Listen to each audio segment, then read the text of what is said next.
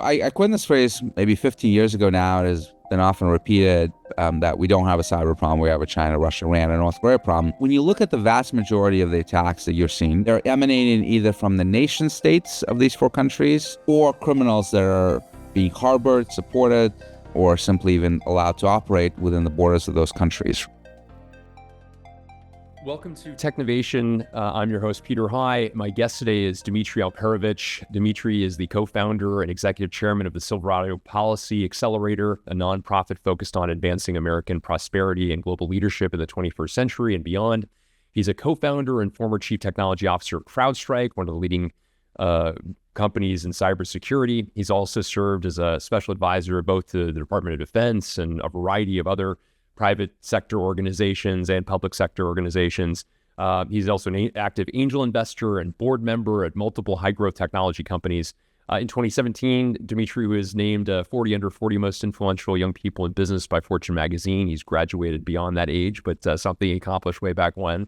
He also is a past Politico 50 award winner and is an influential thinker, doer, and visionary transforming American politics. Finally, Dmitri is also a best-selling author of the book World on the Brink, How America Can Beat China in the Race for the 21st Century. I look forward to speaking with him about themes from the book and broader insights from his wanderings and thinking about the world. Dmitri, always great to speak with you, and thank you for joining me today.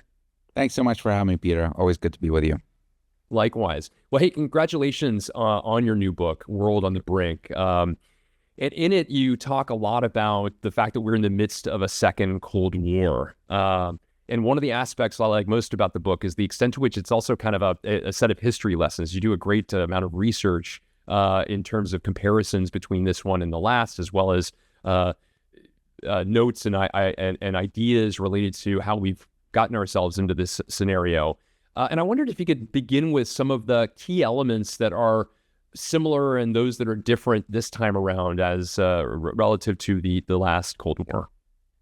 Yeah, it's such a great question because, I've been convinced for years, of course, based on my background in the cybersecurity industry and uncovering and investigating Chinese intrusions into our critical infrastructure, into our businesses and national security systems.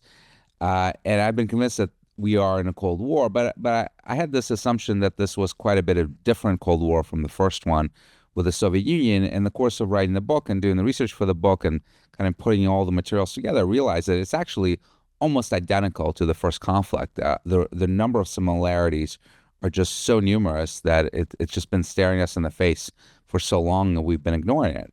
And let me run you through a few of those. First of all, we have a global competition for supremacy between the United States and China that is playing out in every corner of this world, right? Not just over there in Asia, but in Latin America, in Africa, in Europe.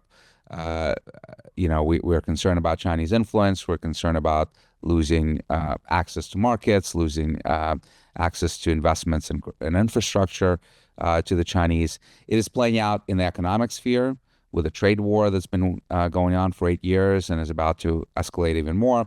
It's been going out in the military sphere, capabilities, both on the Chinese side and our own side, obviously geostrategic and diplomatic sphere as well, and technological, where we have a real tech war going on with all the debates about AI and TikTok and Huawei that we've had for the last really over a decade now.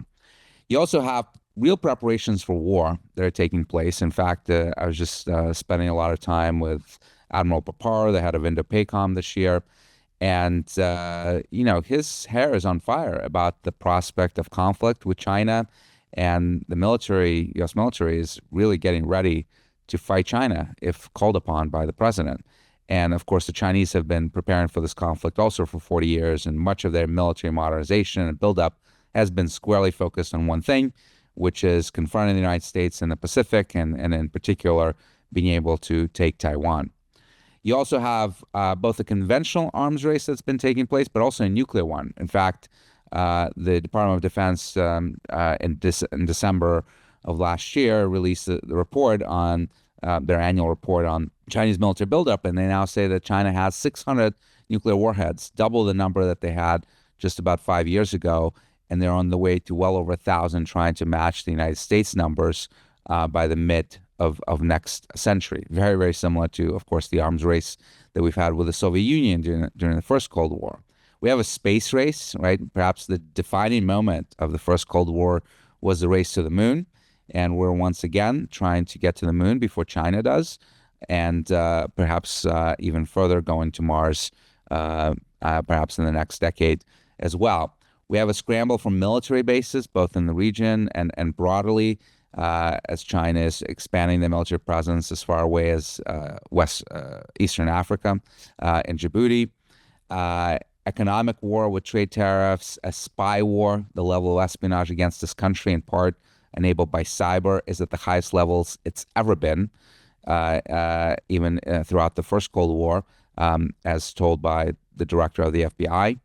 And a tech war, as I mentioned, that's taking place, and a major regional flashpoint. I argue in my book that Taiwan is the new West Berlin.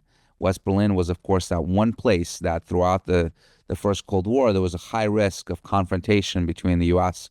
and allies and the Soviet Union and the Warsaw Pact countries. And now that is Taiwan, with China, I believe, being intent on trying to take Taiwan in the coming decade. And you also have an ideological struggle. China, and particularly under Xi Jinping, is a Marxist-Leninist country in every sense of the word. But beyond just the communist ideology, you also have the authoritarian axis that has been forming increasingly in the last couple of years since Russia's invasion of Ukraine between Russia, China, Iran, and North Korea, that the United States is increasingly worried about. So you have all those similarities between the two conflicts, and the only significant difference that anyone I can find is bringing up is this obviously deep economic interrelationship between the United States and China that exists, which is massive and can be underestimated. But my response to the arguments that some people make that this can be a new Cold War because of this economic relationship is, I don't know how you can ignore the almost dozen reasons that I've just given for the way that two conflicts are similar and say that this one issue outweighs all the others. But even if you look at that economic independence, you see a couple of interesting trends. One, that we are in the midst of at least a partial decoupling or de-risking, as some call it, where we're increasingly trying to reduce the amount of trade between the United States and China, and particularly reduce our vulnerabilities in critical sectors like semiconductors and energy sources, batteries, electric vehicles, as well as critical minerals. And also, it's a bit ahistoric because what I found in giving talks about my book is that a lot of people assume that there's been no economic relationship between the United States and the Soviet Union during the first Cold War and the broader West. And that is just completely false as well, because there were numerous connections and trade, both in automobile manufacturing. Pepsi-Cola was selling, sugar water to the Soviet Union. There was a robust trade in all the various aspects, certainly smaller than it is today with China, but there was a great deal of reliance both ways. And in fact, since the 1960s, the Soviet Union was investing in its fossil fuel production, just as Russia is today. And all of that whole industry was running on Western technologies that were sold to them. In exchange, they were selling oil and gas to Europe and others. So there were always very deep connections, economic connections, even in the midst of the most tense periods of the first Cold War. So yeah, I think it's practically indisputable now that there is a new Cold War going on with China, and the similarities between the two Cold Wars are very stark. Yeah, very interesting. There was so much that was enlightening in your response, and of course the reflections back to the insights you have in the book. The extent to which we helped industrialize the Soviet Union was something that was a really interesting reminder, and thus comparison with some of the advantages that China has gained, both with our help and also through espionage, among a variety of other ways. In your book, you talk about 4 strategic paths for the U.S. to pursue in Cold War II. I'll name them briefly, and I'd love to have you go through your vision relative to each. Number 1 is enabling innovation. Secondly, defending that innovation. Third, saying yes to our friends. And then last, saying no to our distractions. Can you take each of those, just provide a little bit more of the intent there, as well as what you see as the advantages of pursuing that path?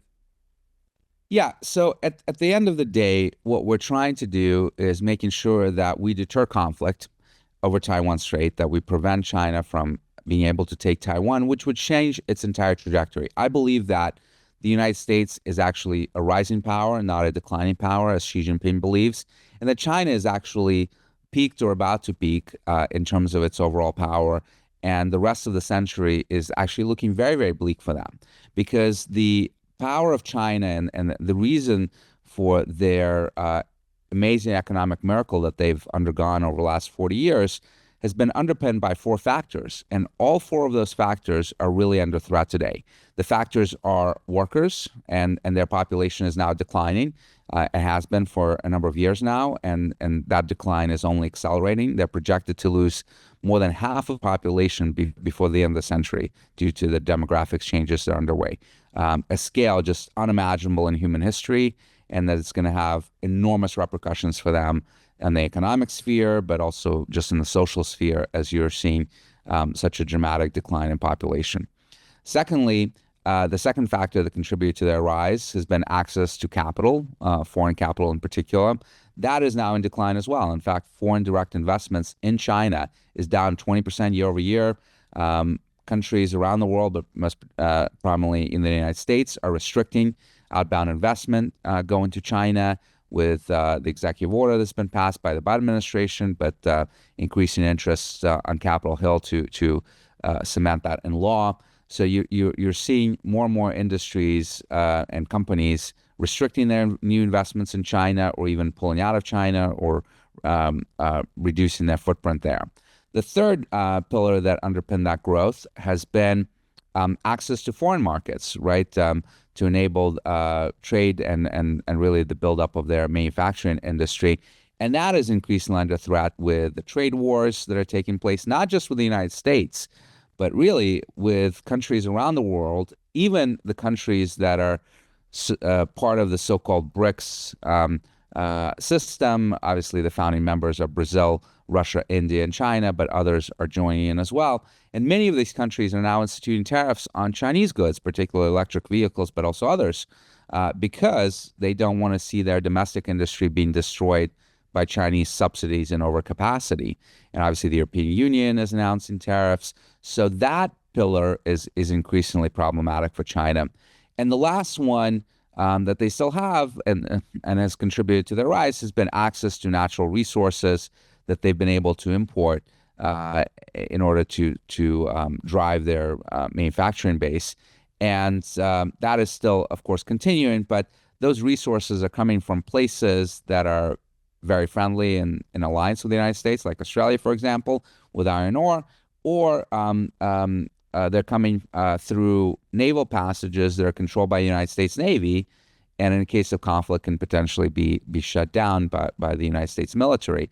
So China is facing a very uncertain future over the rest of the century, and I think the only way that they could potentially change that future is to escape this containment that they believe that they're in, and there's some truth to that in South China Sea and East China Sea by taking Taiwan and allowing them to dominate the Western Pacific and pushing the United States out of this region where you have in Asia 40% of the world's GDP, most of the supply chains, most of the economic growth.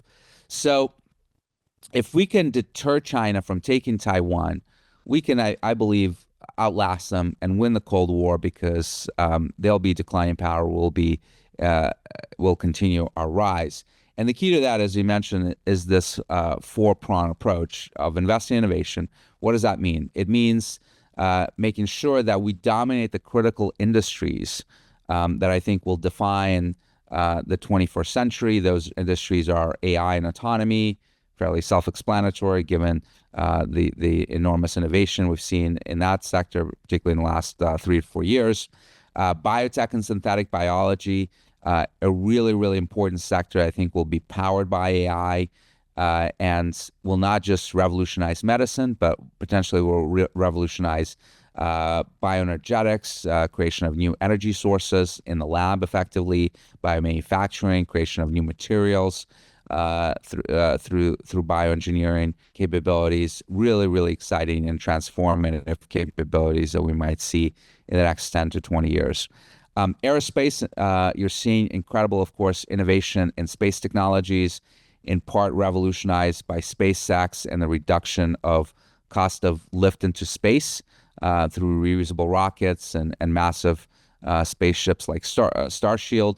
Those are the capabilities that are enabling new forms of communication, new forms of navigation, much more resilient systems where you no longer have a school bus-sized satellite in space that is very vulnerable to jamming or even direct targeting by anti-satellite weaponry, but also, of course, you now have these low Earth orbit constellations of thousands of satellites that are very difficult to jam and destroy.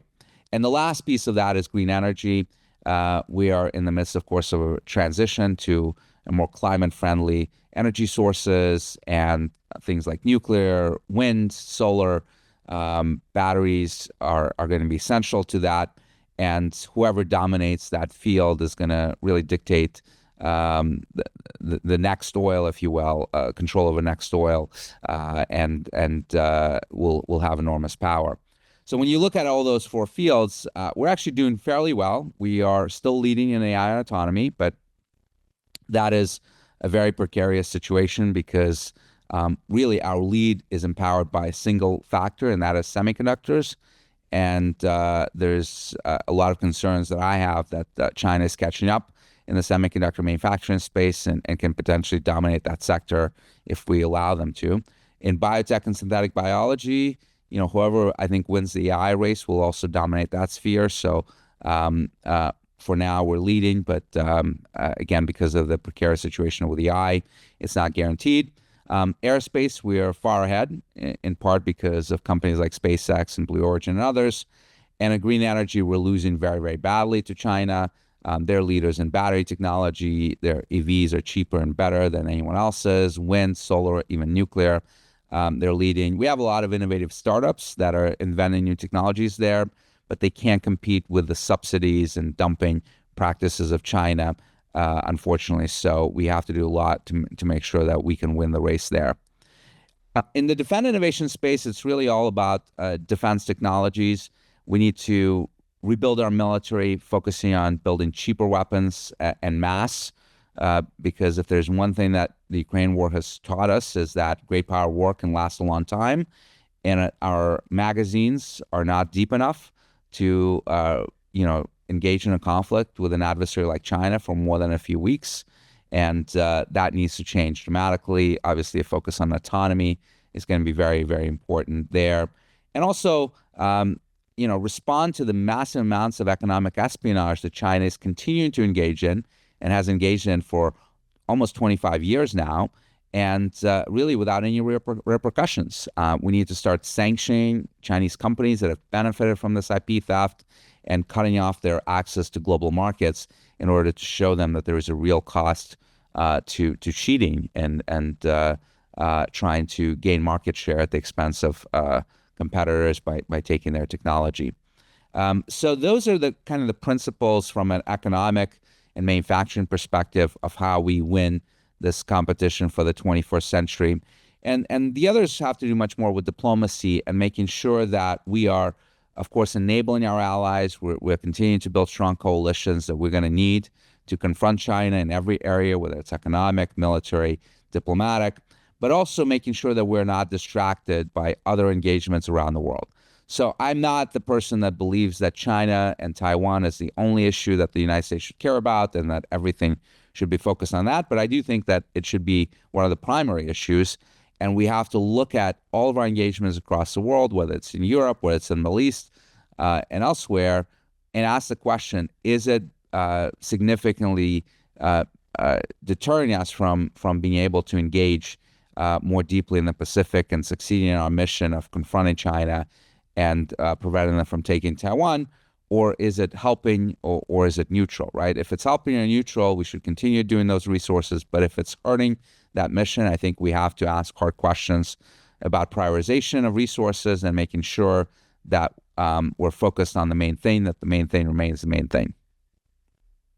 That's a great synopsis. Thank you so much for that, Dmitri. And as I think about especially a new administration that's incoming, as we think about the diplomatic aspects of what you've described, saying yes to our friends and maintaining our alliances, clearly that's not necessarily as focal for Trump in what he says, of course, as it has been with past administrations. And I don't think it's too controversial to say that he does at times also thrive on distractions. So it seems like the two pieces of advice, the diplomatic aspects of the advice might not necessarily be as focal as you would like. I don't want to put words in your mouth, but maybe you can comment.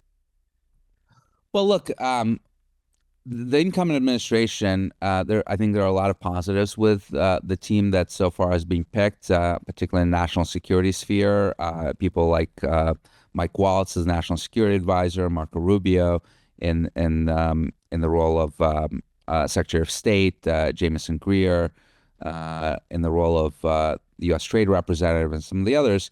This is by far the most hawkish team on China that we've ever had in this nation's history. So that's a positive. We'll see whether they can avoid the distractions that have really curtailed efforts of a number of administrations we've had in the past, from Barack Obama's administrations to Joe Biden's administration, that have wanted to pivot to the Indo-Pacific, have announced it, and then have been dragged into conflicts in the Middle East or in Ukraine, and have been unable to focus as much as they had wanted to on China. We'll see what happens with the Trump administration on that score, but I do think that you're going to see much more rapidly implemented and hardline policies vis-a-vis China, particularly in the economic sphere, than we have seen in the past.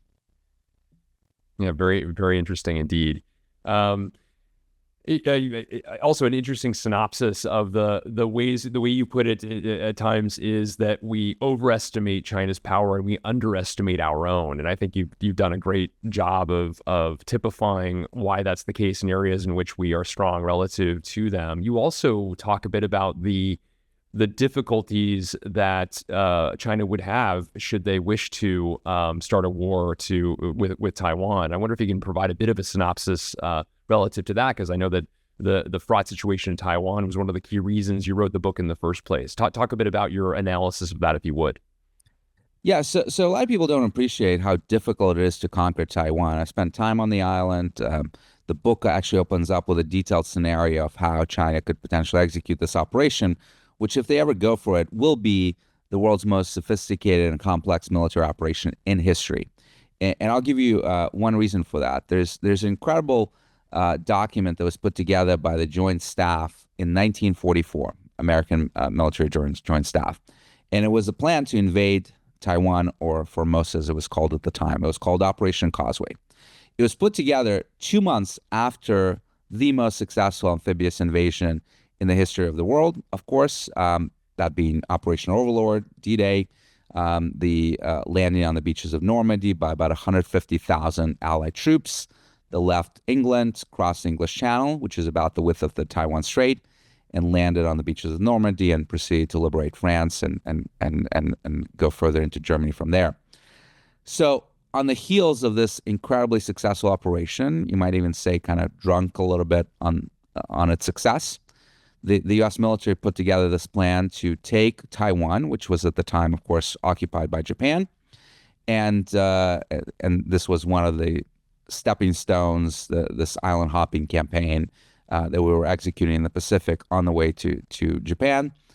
And the plan for Operation Causeway called for double the numbers that we used in D-Day, right? D-Day, the world's largest amphibious invasion, and used 150,000 troops, Allied troops.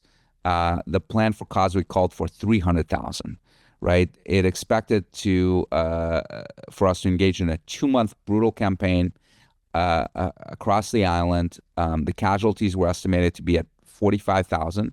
By the way, we lost just 2,500 Americans on D-Day, right? So just enormous casualties that were expected to be suffered. And ultimately, the leadership of the nation and the military, President Roosevelt, General Douglas MacArthur, and others looked at this plan and said, no, this is too hard, too complex, too costly. We're going to bypass Taiwan. We're going to actually go for Okinawa instead, which is obviously what we did. And So for the United States military that had just executed the most successful amphibious invasion in history, this was deemed as too hard 80 years ago, right? In their intervening 80 years, this has only become harder. At the time, Taiwan had 60,000 Japanese troops on the island. Today, the active duty force of the Taiwanese military is about 100,000. And you also have over 1 million in reserves, although their quality is quite questionable. But nevertheless, the task here is much more complex. Defensive weapons, of course, have improved dramatically in terms of range and capabilities, air defense, anti-ship missiles, unmanned vehicles, and the like.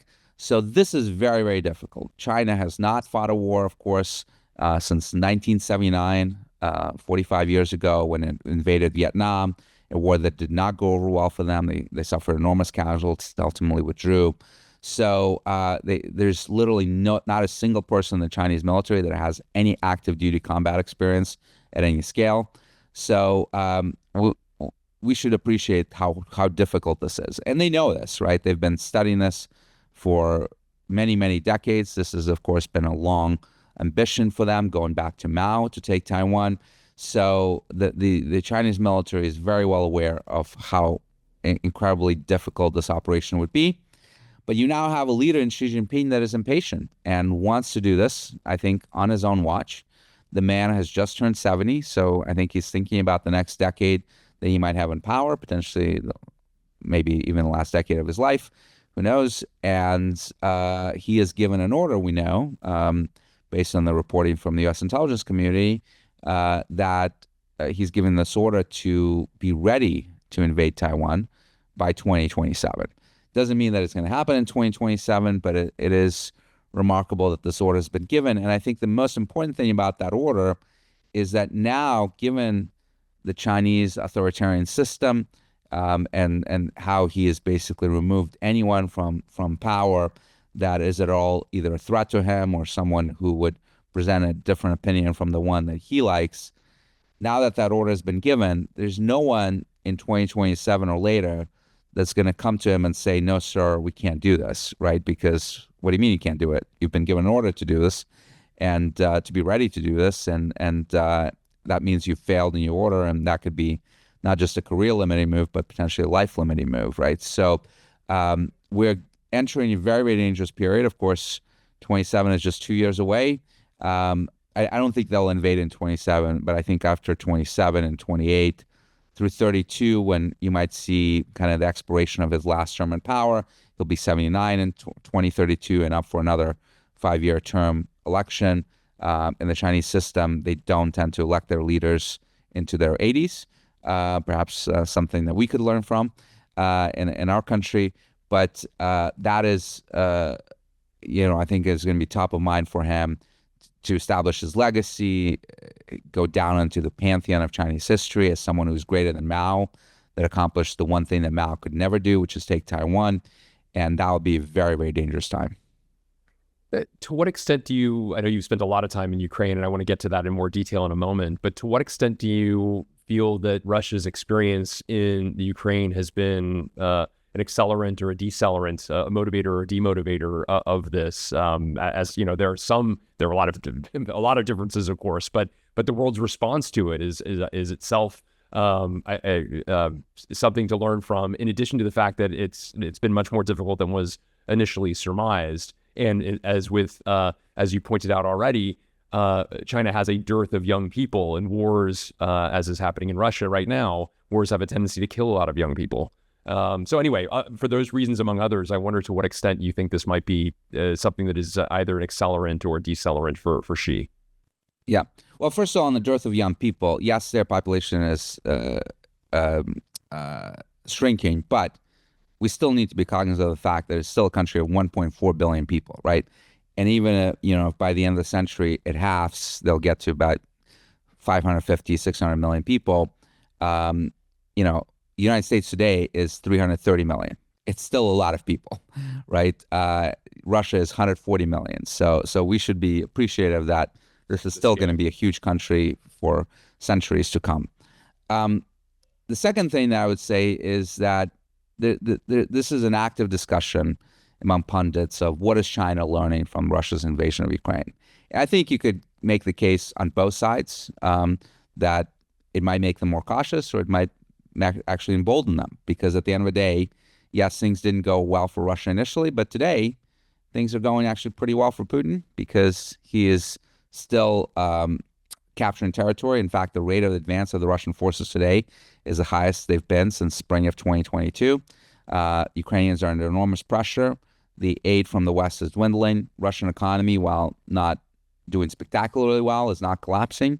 And they've managed to go to a war mobilization style economy and are producing a number of capabilities to help them sustain in this conflict. They still have a lot of people that are signing up, as many as 30,000 a month, to volunteer to go fight in Ukraine.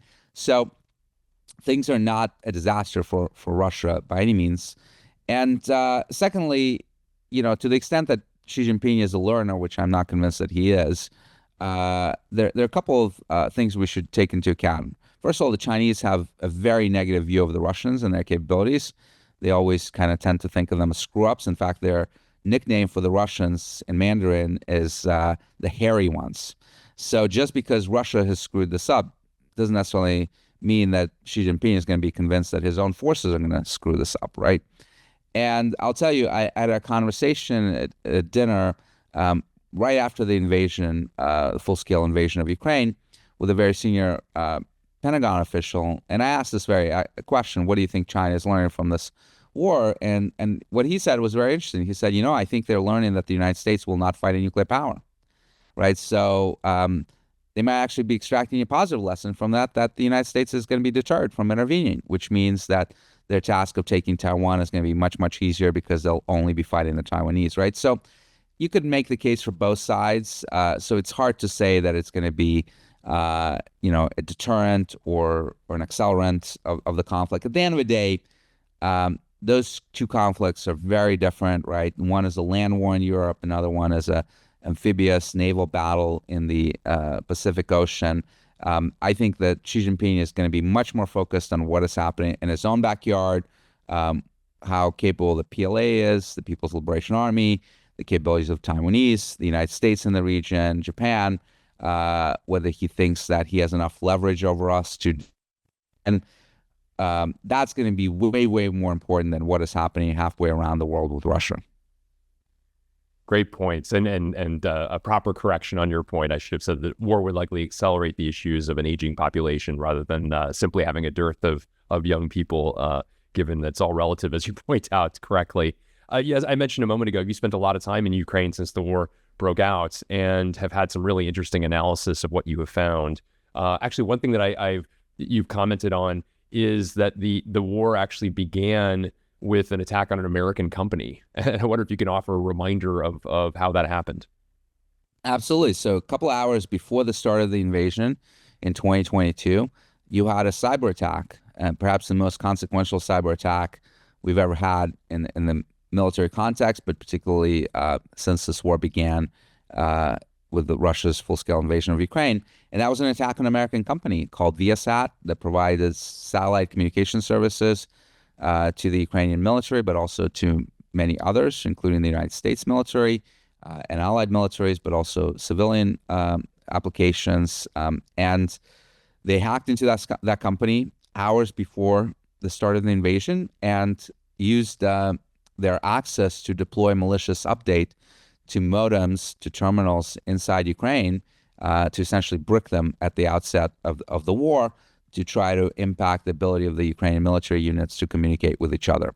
So something that we should be reminded that cyber is a part of any modern war these days, between advanced adversaries, and those capabilities will be used along with kinetic capabilities and electronic warfare to try to achieve tactical success on the battlefield. And talk about the role that technology and cyber attack continues to play in Ukraine. And I'd love to have you also comment on, you've had some fascinating analysis about some of the advantages Ukraine has built in terms of rebuilding networks, for example, at kind of world-class paces as a result of a necessity to do so. Talk a bit about that part of the conflict, if you would. Yeah, so as remarkable as this Viasat hack was, at the end of the day, it was not truly impactful at a strategic level, in part because the Russians have failed to do really a coordinated campaign, a combined arms campaign with cyber being deeply integrated into kinetic warfare. And yes, they were able to disable the satellite terminals across Ukraine, but they did not really have much success in targeting other communications systems, particularly landlines and cellular and radio networks that, if they had done so, would have truly blinded the Ukrainians and would have very likely enabled them to have much more strategic success on the battlefield in those initial days and weeks of the conflict. So the lack of the coordination, I think, stymied them. And the other thing that's really interesting is that that was also the last time when they were able to achieve any sort of significant military success in cyber.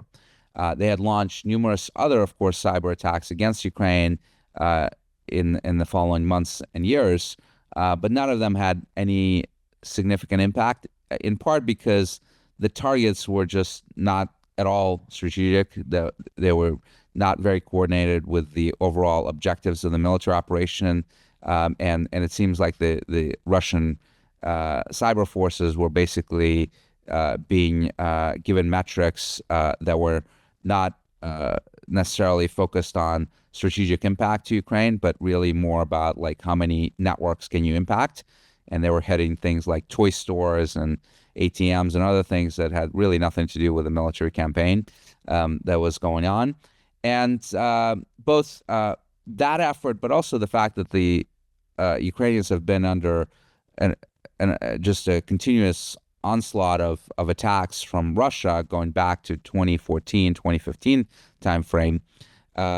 They've learned a lot about how to become more resilient, how to rebuild networks very, very quickly. So even though there have been numerous attacks against their telco infrastructure, against the energy infrastructure, and many, many other systems, they've been very, very good at rebuilding it within hours and being able to resume operations. So the impact has been fairly limited as a result. Now, the Russians have, since then, particularly in the last sort of few months of the campaign, maybe a year, have been much more focused on not necessarily doing destructive or disruptive attacks in cyberspace, but going back to the traditional usage of cyber, which is espionage, breaking into networks and stealing information and intelligence that they could then use on the battlefield. And they're actually having much greater success, including even in penetration of classified networks in Ukraine, and using that information rapidly for targeting Ukrainian armed forces, and that is a huge concern. How is that evolution and progression impacting how corporate leaders ought to be thinking about the same? Russia is, of course, not only at war with Ukraine, but there's the cyber war with us, among others. And talk a bit about how the lessons that they are learning and new pathways to success are impacting the way in which they are now leading to incursions with U.S. companies, for example. Well, I think one shock that the U.S. companies have had to experience in the last 3 years is that, depending on the level of their involvement in Ukraine, that they might actually become a combatant in the conflict. In fact, this was most prominent with Elon Musk and Starlink when he started shipping Starlink terminals to Ukraine at the outset of the war, and something that was a very admirable act, of course, a charitable act, but those terminals began to be used immediately by the Ukrainian armed forces, which made him effectively supplier to the Ukrainian military and a target for the Russians, something that I think he grew increasingly concerned over as the war progressed, and we saw his statements to that effect. But it's not just Elon. You have major cloud companies that have tried to help Ukraine by moving their data and services to their systems. And of course, that can potentially make them a targets for the Russians that are trying to decimate Ukrainian infrastructure and can now redirect their efforts against Western cloud companies. So, companies need to be appreciative that depending on their level of involvement, they might actually become a combatant wittingly or unwittingly in future conflicts. You've mentioned a famous quote of yours is that we don't really have a cyber security issue. We have a Russia, China, Iran, and North Korea problem. And I wonder if you could talk, we've talked a bit about China, a bit about Russia. Would love to round it out with maybe some conversations about Iran and North Korea. And then more generally speaking, kind of how our country, how the U.S. ought to be thinking about countermeasures to new strategies that are being pursued in each case. Yeah, so I coined this phrase maybe 15 years ago now. It has been often repeated that we don't have a cyber problem. We have a China, Russia, Iran, and North Korea problem. What I mean by that is that when you look at the vast majority of the attacks that you're seeing, not all, but vast majority of them, they're emanating either from the nation states of these four countries, the nation state militaries and intelligence services, or criminals that are being harbored, sometimes supported, or simply even allowed to operate within the borders of those countries, right?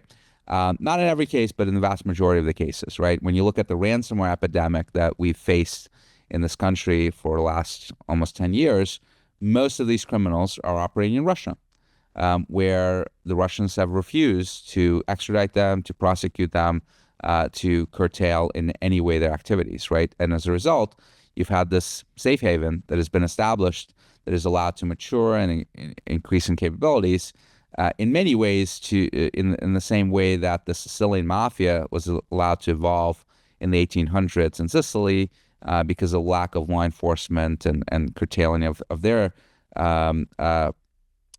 evolution. And later on, they became incredibly powerful and a huge challenge for the Italian state and indeed the world to deal with, right?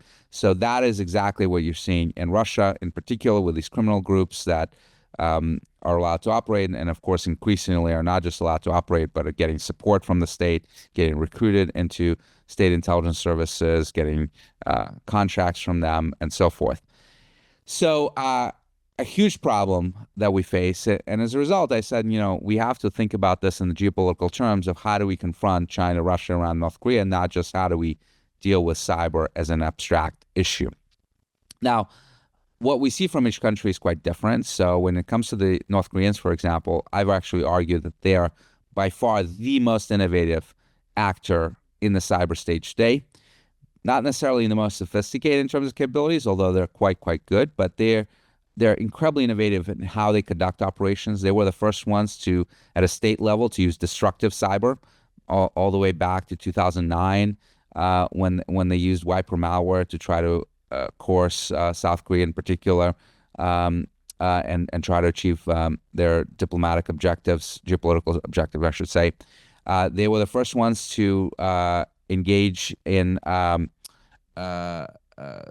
mass exploitation of banking sectors to try to raise money for their nuclear industry and their missile industry. In the most recent times, they've done something truly innovative where they've had their IT workers actually getting hired inside companies unwittingly, pretending to be Koreans, Taiwanese, other Asian from other Asian nations, and actually getting paychecks from companies that go straight into the development of their missile programs. So just on every level, they've been incredibly innovative in how they use cyber to achieve their strategic objectives, more so than anyone else I can think of. Obviously, China presents a huge threat from an espionage perspective. They're stealing everything that's not bolted down, from trade secrets to intellectual property to national security secrets. But increasingly, particularly since 2020, they've been engaging in what is even more worrisome for the United States government, which is intrusions into networks that have nothing valuable worth stealing. Critical infrastructure organizations like power, water, port facilities, and others, where there's no IP that's at all of interest to China, but they're breaking into them and implanting themselves inside of those networks for the purposes that the U.S. intelligence community assesses to essentially give them leverage over our economy, over our logistics supply chains, to try to destroy it in a time of war, should it come to that, right? To both impede the flow of forces to the Pacific, but also to try to hold us hostage and increase their deterrence in terms of keeping us out of a conflict over Taiwan. So very worrisome on a strategic level. And then the Iranians, of course, are engaging in all sorts of activities, both espionage, but also disruptive attacks. A lot of it is in the Middle East, against their direct adversaries there, but also on a number of occasions against the United States as well. As you think about the comparisons that we've already noted between the first Cold War and the current second one, a key feature of the first one that kept the Cold War from becoming hot was nuclear weapons and the deterrent of mutual destruction, recognizing that adversaries each had significant nuclear capabilities. Is there any equivalent to this from a cyber perspective today? No, obviously the United States and China do have nuclear weapons, and that might be the saving grace in terms of trying to help us to avoid conflict. But on cyber, no, because cyber is not nuclear weapons, right?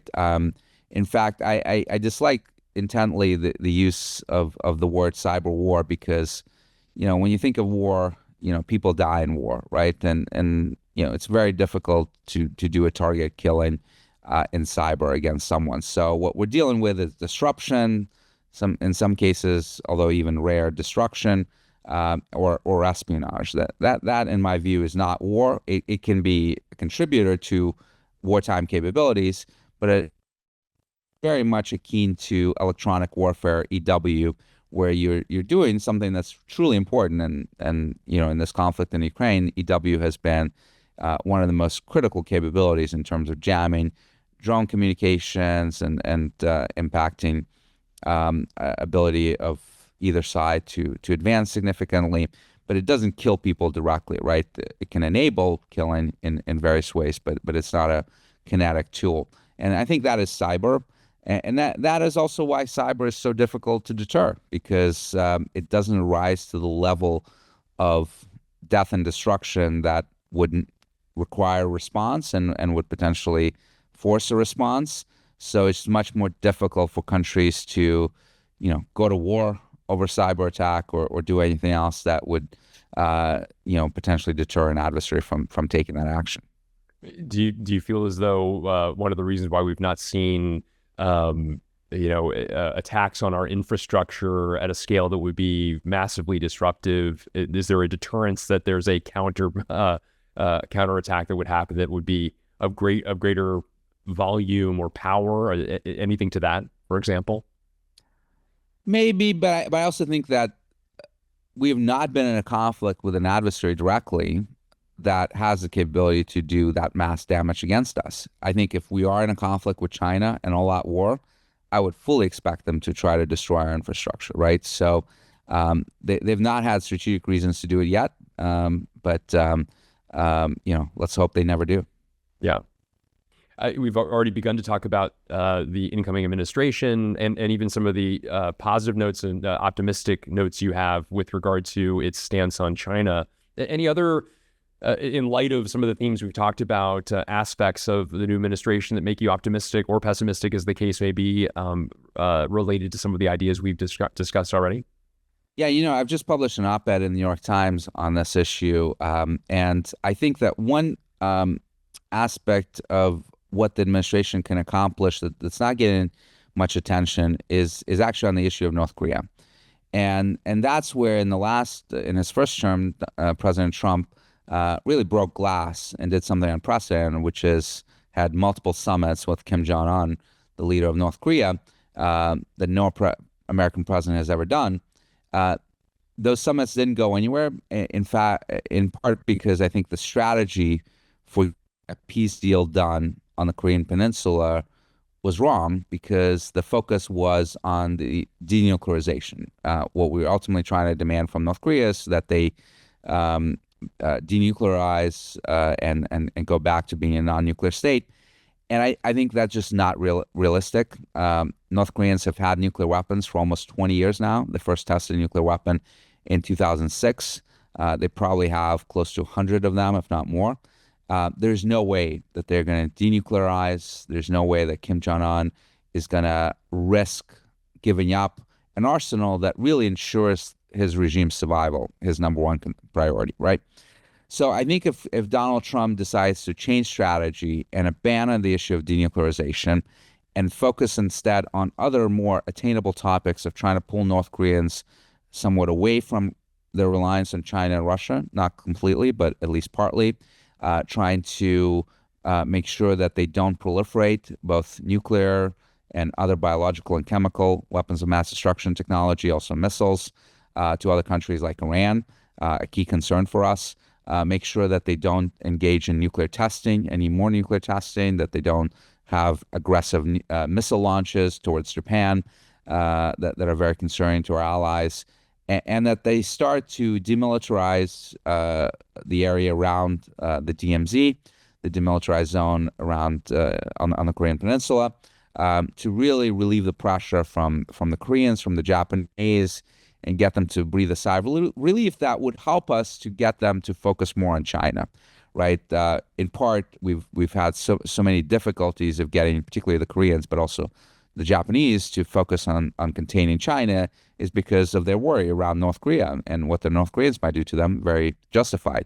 So if we can turn North Korea somewhat, they're not going to be our best friend, they're not going to be an ally, but if we can sort of pull them away from this emerging axis of Russia, China, Iran, and North Korea, that would be enormously beneficial and strategic. And I think Donald Trump perhaps is the one leader that could do it, because he has such a personal relationship with Kim.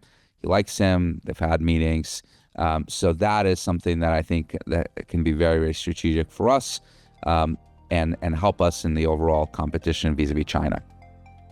Great thoughts all, Dmitri. And thank you for, more generally speaking, for a stimulating conversation. Congrats again on your terrific book, World of the Brink. And thank you so much for sharing many of the great themes from it as well. I certainly recommend it to everyone who's listening or watching this. Dmitri, always great to speak with you. Thanks so much, Peter. Great to be on with you.